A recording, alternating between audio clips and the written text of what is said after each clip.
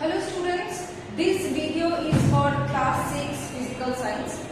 In this video I will continue with the chapter that I have started with you people, that is elements, compounds and mixtures.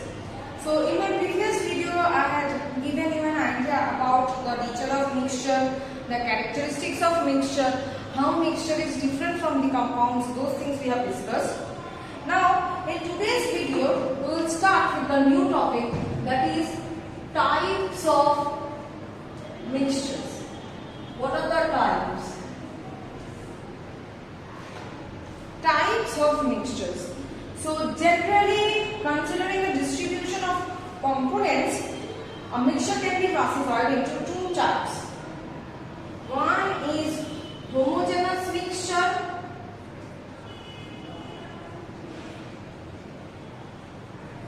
Another one is heterogeneous mixture.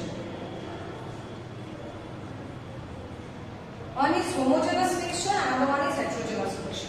Now let us see what is homogeneous and heterogeneous mixture.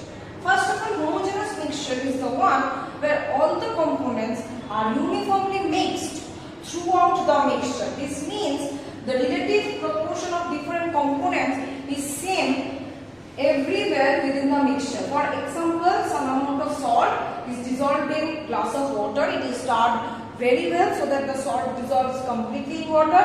Now the salt is uniformly distributed throughout the water.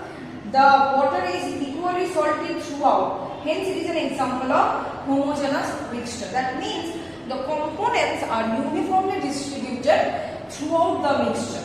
Okay, that means it is not like that in one portion it is very huge in amount and another portion it is very less in amount. No, not like that. It is uniformly distributed. Like salt solution, you are taking 1 spoon of or glucon-D. You are taking 1 spoon of glucon-D and mixing it into a glass of water. Okay, so you will mix it so that it will get distributed throughout the water very properly. Okay, so this is the homogeneous mixture. That is the amount of the solute or amount of the mixture or substance is uniform throughout the mixture.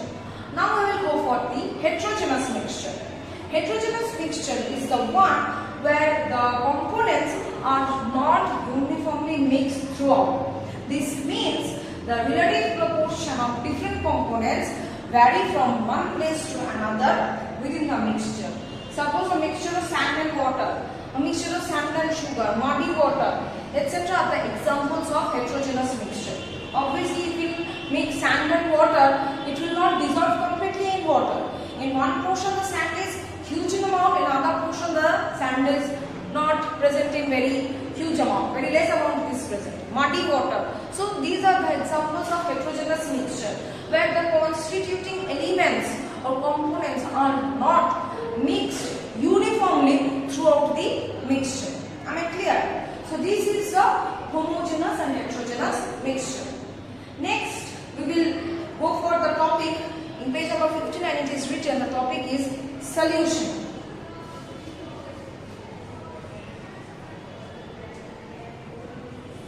Solution. Okay. So usually a homogeneous liquid mixture of two or more substances is called a solution. Obviously, solution means what? That is, the component should be distributed uniformly throughout the mixture. So obviously a solution must be a homogeneous mixture. Okay. So when some amount of sugar is dissolved completely in water, it is forming sugar solution. Or when a spoonful of salt is dissolved completely in water, it is forming salt solution. So generally homogeneous mixture are characterized as the solution. The definition of solution is given. The substance which is dissolved is called the solute, and the substance in which the solute is dissolved is called solvent. In case of sugar solution or salt solution, the water is the solvent and sugar or salt is the solute. So we know solvent, solute plus solvent giving us solution. Right? This is the general thing. So solute, it is salt or sugar. That means the substance which will get mixed. And solvent is what? It solvent is the substance in which the solute will get mixed. So salt and sugar is a solid substance which will be mixed. That is the solute. And water in which the solute is mixing, that is the solvent, ultimately forming sugar or salt solution. Understood? So this is the thing. Now, usually a solution, the component which is present in larger proportion is called solvent, and the other component which is present in smaller amount, it is called solvent. Generally, obviously, a glass of water in which 1 or 2 spoons of salt or sugar is added. So, the smaller amount is called solute, the larger amount is called solvent. Now, when solid particles are dissolved in water, they become invisible. Though we cannot see them, we can realize they are within the solution. Its taste is sweet or salty. So, characteristic property of sugar is retained in the sugar solution. Then, why can't we see them even with a microscope? This is because sugar particles are composed of huge number of smaller particles. Now, when dissolved in water, water separates the very tiny particles from one another. Due to this breakup, the sugar particles become so small, they spread all over the solution and becomes invisible through our naked eyes or even by simple microscope. So, whenever we are adding 1 spoon of sugar in it within the water, the sugar particles are being broken down in minute forms, and the atoms or the molecules of the sugar particles will get randomly mixed all over the water or within the water molecules, that we cannot see them. We can feel their taste, but we cannot see them. Okay, even through the microscope also we cannot see them. So this is how the sugar and the salt particles are getting mixed in the water. Okay, now next topic will go, that is separation of mixture into its components.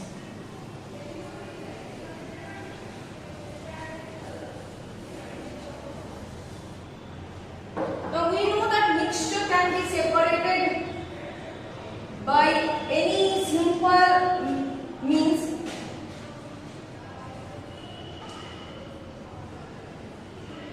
Separation of mixtures. Okay, it is already, we have already known that it can be separated by simple physical means.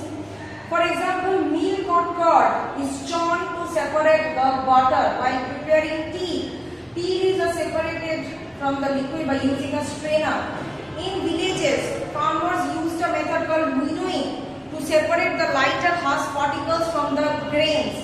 If some small pieces of stones are mixed with rice grains, then we remove the pieces of stones by hand picking them. In our homes, we use filter to separate some impurities from the water.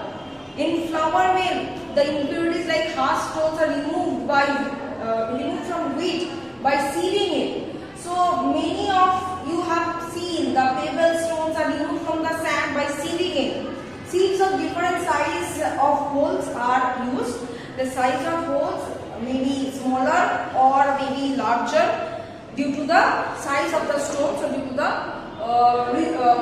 whatever the particle that is to be removed. So in this way we can separate from milk, from curd, we can churn it and we can get the butter. Tea leaves are separated from the liquid by using strainer. Okay, winnowing is used to separate the husk. Hand picking, we use the hand picking method to remove the stones from the grains. Okay, so these are the different methods. These different methods we will discuss in my next video. I am keeping till this much. In the next video, we will continue with the chapter.